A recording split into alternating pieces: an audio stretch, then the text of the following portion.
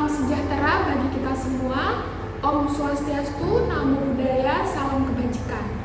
Selamat pagi Bapak Ibu penilai dalam sertifikasi dosen gelombang 1 tahun 2025. Perkenalkan, saya Kriani Handayani, SPI MSI NIDN 0712108706. Saya merupakan dosen tetap pada program studi Teknik Kelautan, Fakultas Pertanian, Sains dan Teknologi pada Universitas Abdurrahman Saleh Situbondo. Video ini dibuat untuk melengkapi persyaratan dalam pengajuan sertifikasi dosen gelombang 1 tahun 2025, yaitu pernyataan diri dosen dalam unjuk kerja Tridharma Perguruan Tinggi PDD UKT-PT dalam bidang pengajaran. Pada kesempatan kali ini, mata kuliah yang akan saya ambil sebagai contoh dalam video pembelajaran adalah mata kuliah inti program studi Teknik Kelautan, yaitu Oseanografi. Mata kuliah ini terdiri dari 3 SKS, yaitu 2 SKS materi dan 1 SKS termasuk praktikum. Mata kuliah ini disampaikan dengan pendekatan student center learning dan beberapa model seperti problem based learning, cooperative learning, dan project based learning. Pada deskripsi mata kuliah ini adalah mencakup studi tentang sifat kimia dan fisika yang ada di laut, termasuk pemahaman tentang salinitas, serta fenomena di laut seperti gelombang, arus, pasang surut, tsunami, El Nino, dan La Nina. Selain itu, memperkenalkan mahasiswa pada teknologi dan peralatan yang digunakan dalam penelitian dan eksplorasi laut. CPL dari mata kuliah ini untuk sikap berkontribusi dalam peningkatan mutu kehidupan bermasyarakat, berbangsa, bernegara, dan kemajuan peradaban berdasarkan Pancasila.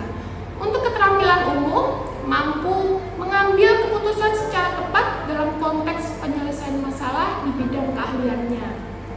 Berdasarkan hasil analisis informasi dan data, untuk keterampilan khususnya, mampu mengikuti dan memahami perkembangan teknologi terbaru dan terkini di bidang teknik kelautan dalam rangka pembelajaran sepanjang hayat. Untuk pengetahuan, menguasai konsep dan prinsip pelestarian lingkungan.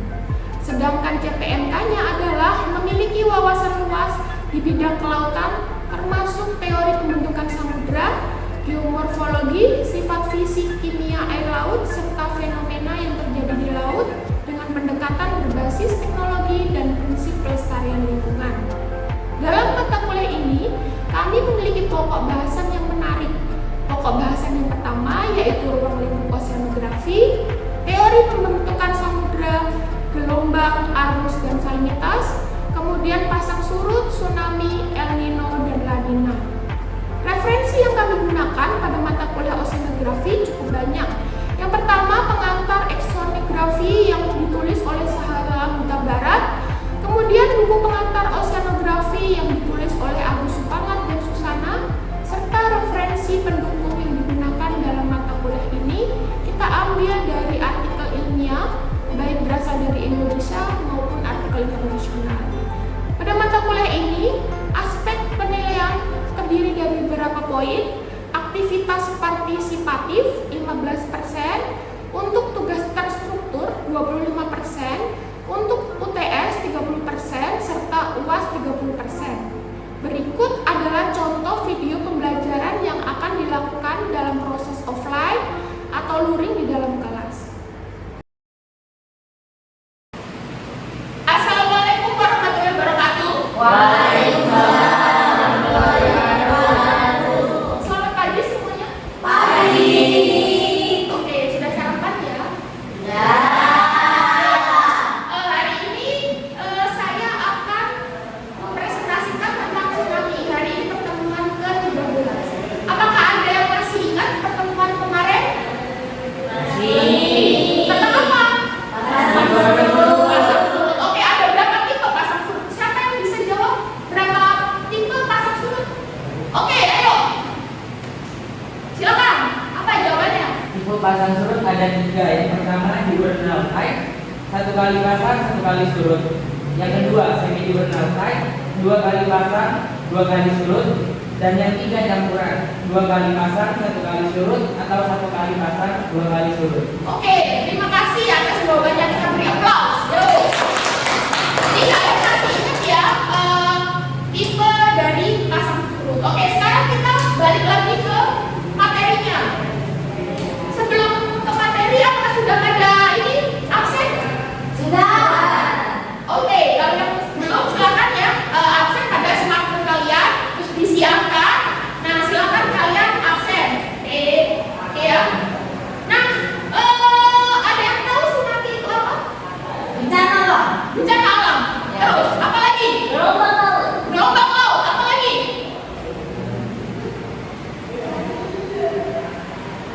Apa lagi ayo?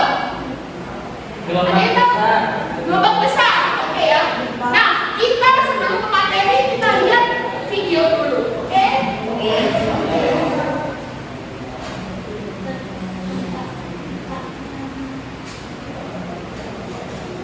Saat disebutkan oleh tentang ini adalah reaksi gunung kapal atau sebagai masalah reaksi tersebut bisa menyebabkan pergerakan lempeng bumi yang berbenturan menuju timbulnya energi luar biasa pada air. Nanti saya ambil dari TV One ditanya mengenai tsunami. Apa sih tsunami? Pada 79 Masehi, pasukan Persia menyerang kota Yunani Bokidea. Air laut terjadi surut lebih jauh dari biasanya, sehingga membuka jalur yang menguntungkan pasukan penyerang. Tapi ini bukanlah keberuntungan. Belum sampai setengah perjalanan, air laut kembali ke pantai dan gunungan ombaknya lebih tinggi dari yang pernah manusia lihat sebelumnya. Para penyerang pun tersangkut binasa. Orang-orang Bokidea yang meyakini mereka telah ditolong dewa laut Poseidon. Tapi Ada yang tahu Poseidon? melakukan mereka. Oh ya. Walaupun tsunami umumnya dikenal sebagai gelombang pasang, tapi sebenarnya sama sekali tidak ada hubungannya dengan gaya gravitasi bulan dan matahari yang jadi penyebab pasang dan surut. Sebenarnya, tsunami adalah versi lebih besar dari ombak atau gelombang laut, memiliki lembah dan bukit. Nah, ini tsunami itu memiliki lembah dan bukit. Nah, itu gelombangnya sangat cepat ke daerah pesisir. Nah, makanya itu tsunami sangat berbahaya. Asal dari angin. Karena angin hanya mempengaruhi permukaan laut, kecepatan dan tinggi ombak menjadi terbatas.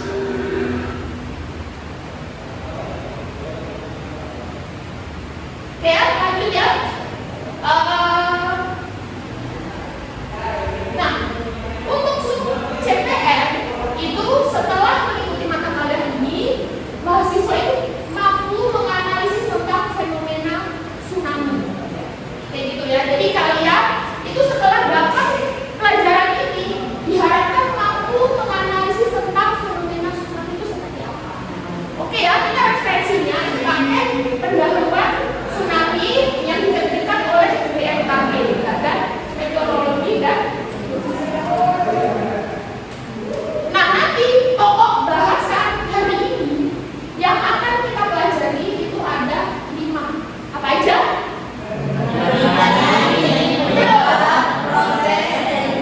Tanda-tanda tsunami dapat tsunami. Oke, nah yang pertama ada pengertian tsunami. Apa sih tsunami itu?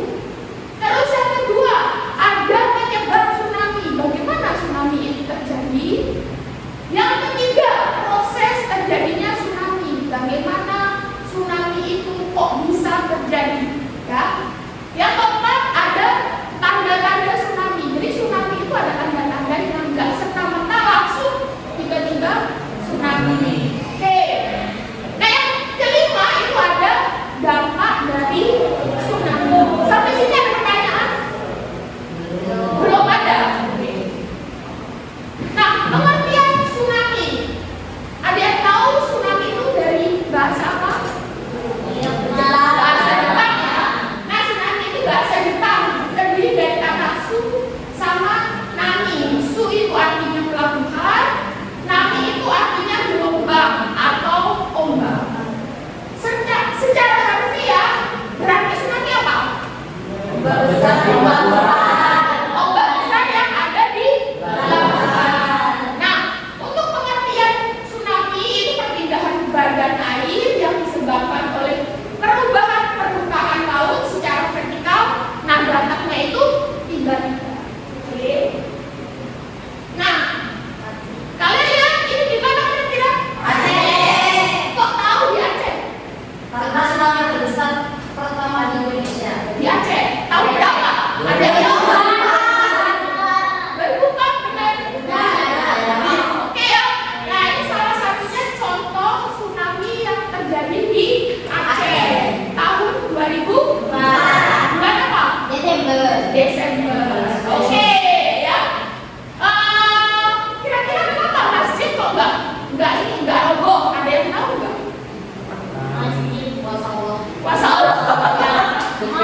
Jadi Ya.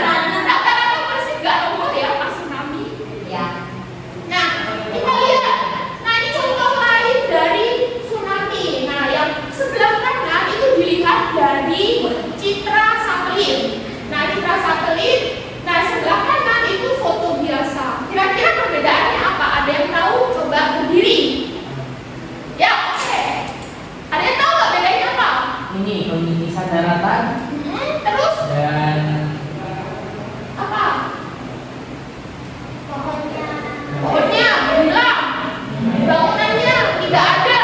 Nah, itu salah satu dampak yang terjadi dari tsunami. Pohonnya hilang, rumahnya nggak ada, gitu ya. Lanjut. Nah, ini contohnya peristiwa gempa dan tsunami di masa lalu. Contohnya ada di Indonesia. Tanggal 26 Desember tahun 2024, gempa bumi 8,9 skala Richter di Aceh. Nah, itu 50 kali lebih dahsyat dari gempa tsunami yang ada di Maumere. Jadi sebelumnya itu ada gempa yang terjadi di Maumere. Nah, tsunami di Aceh terbesar akibat gempa, kemudian terjadi tsunami besar. Setelah tsunami itu juga bisa mengakibatkan tsunami Aceh. Nah, itu kan dari gempa. Nah, ada juga tsunami yang terjadi dari akibat gunung meletus. Nah, Krakatau tahu Krakatau? Tahu. Di mana? Di mana? Ayo, ada yang tahu nggak? Di Selat Sunda. Maksud saya sudah. Oke. Nah, kita lanjut ke penyebab tsunami. Apa sih penyebabnya kok bisa terjadi tsunami? Kayak gitu ya. Nah, penyebab tsunami itu terjadi karena ada satu, itu gempa bumi yang berpusat di bawah laut. Kira-kira tahu gempa buminya di darat bisa jadi tsunami nggak? Enggak. Kenapa kok enggak? Karena Karena nggak tahu. Oke, karena di darat itu nggak ada massa airnya. Nah, tapi kalau di laut itu ada massa airnya. Ya. Nah, terus kemudian yang kedua ada hantaman meteor di laut. Tahu meteor?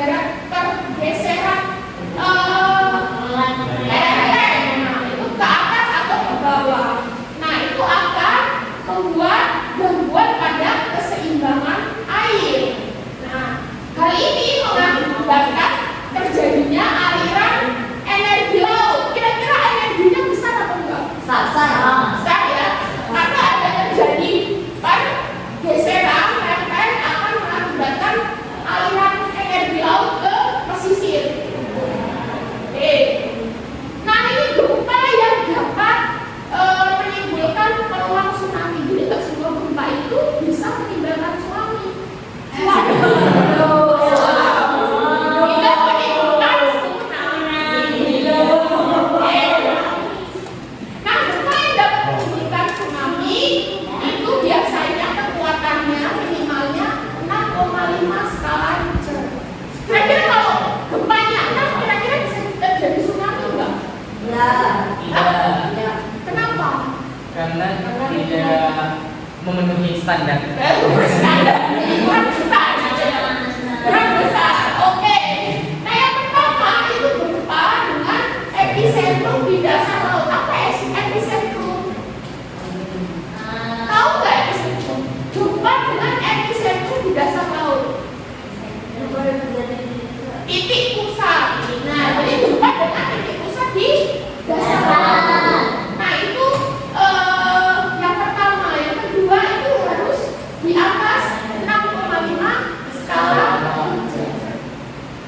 Nah, kemudian yang bisa mengakibatkan gempa itu juga di gempa yang dangkal. Jadi kalau misalnya di lapisan yang paling dalam itu belum tentu bisa mengakibatkan gempa. Oke ya. Nah ini ada tanda-tanda tsunami. Kira-kira apa? Ada yang tahu nggak? Ada tanda tsunami. Gempa. Gempa ya. Tadi udah dibahas. Harus ada gempa dulu deh.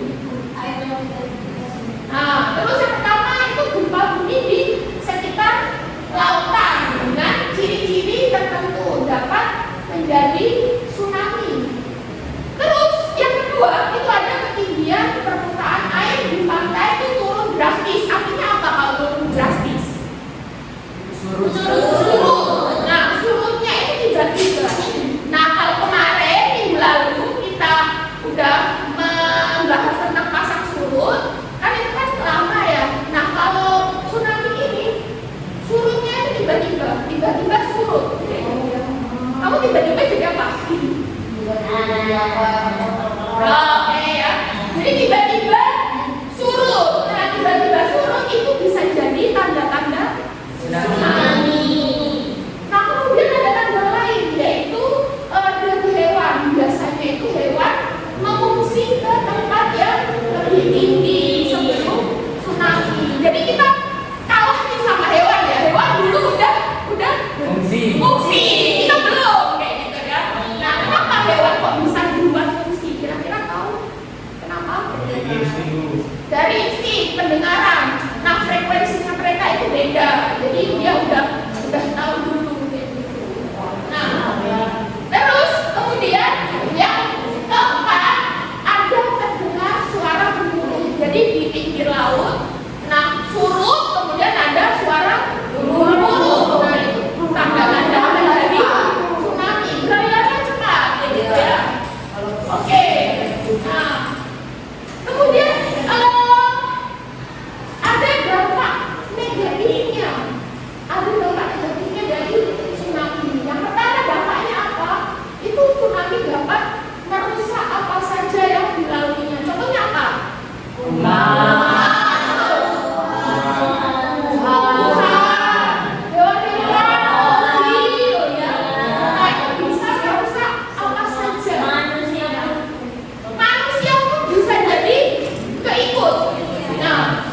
Mengakibatkan korban jiwa.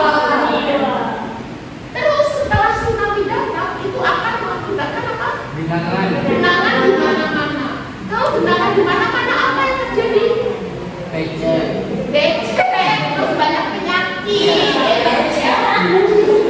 Oke, terus kemudian yang keempat itu bisa terjadi pencemaran air asin di lahan pertanian. Kok bisa?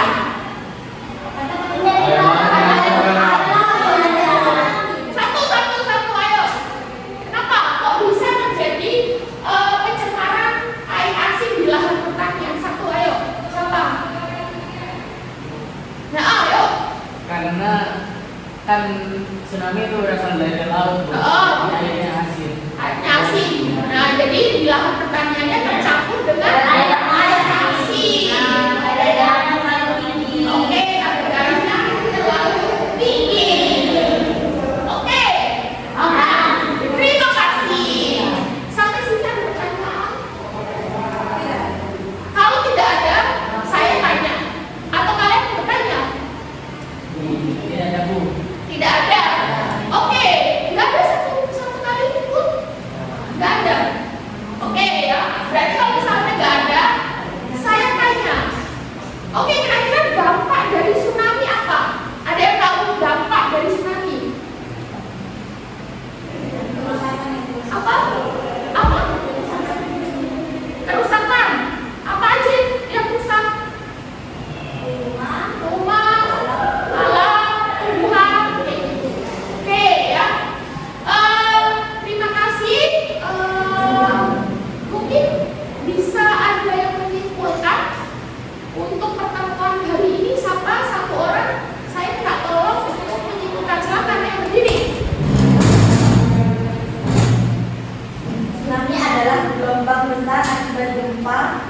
di dasar laut yang dapat menimbulkan kerusakan parah di pesisir. Oke, ya, terima kasih. Kita beri aplaus. Oke, baik teman-teman. Sebelum kita selesai dalam materi kali ini, alangkah baiknya kita berdoa lagi ya, mengucapkan syukur kepada Tuhan. Yaitu alhamdulillahirabbil alamin. Marilah kita berdoa menurut agama dan kepercayaan masing-masing. Berdoa dulu, silakan. Oke, terima kasih, berdoa selesai. Jangan lupa untuk minggu depan kalian pelajari dahulu tentang El Nino dan La Nina. Apa itu El Nino? Apa itu La Nina? Nah, kita bahas minggu depan. Oke? Oke, terima kasih. Selamat pagi semuanya. Sekian video pembelajaran dalam mata kuliah Oseanografi pada program studi Teknik Kelautan Universitas Abdurrahman Saleh Situbondo. Semoga bisa menjadi bahan pertimbangan dalam proses pengajuan sertifikasi dosen gelombang 1 tahun 2025. Terima kasih. Wassalamualaikum warahmatullahi wabarakatuh.